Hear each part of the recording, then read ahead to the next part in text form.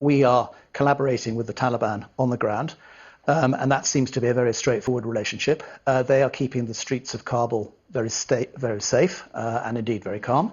They are helping us at the airport. I think we have a worrying problem potentially with worried Afghans trying to get into the airport again. And we saw some very troubling scenes over the weekend.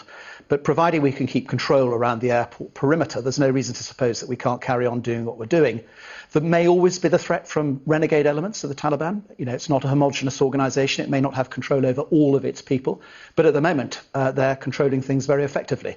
And they're allowing us to do what we need to do. I don't think they want to become international pariahs again. They want to have a functioning airport. They want to have diplomatic missions inside Kabul that they can talk to.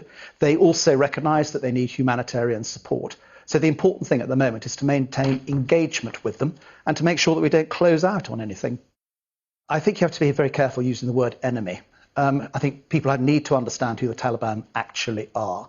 And of course, what they are a disparate collection of tribespeople. As President Karzai put it to me only yesterday, they're country boys. And the plain fact is that they happen to live by a code of honour and a standard, which has been their standard for many, many years. It's called Pashtun-Wali. It has honour at the heart of what they do. They are bound together by a common purpose, which is they don't like corrupt governance. They don't like governance that is self-serving.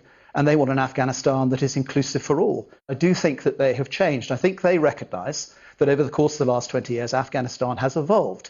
They recognise the fundamental role that women have played in that evolution. And yes, they at the moment will undoubtedly say that they want to respect women's rights under Islamic law, and that will be a Sharia law. But that doesn't necessarily mean that they won't allow them to be involved in government and in education and in medicine and those things that they need them to be involved in. So I think we have to be patient. We have to give them the space to show how they are going to step up to the plate. And whether or not we can work with them will very much depend upon how they treat all Afghans.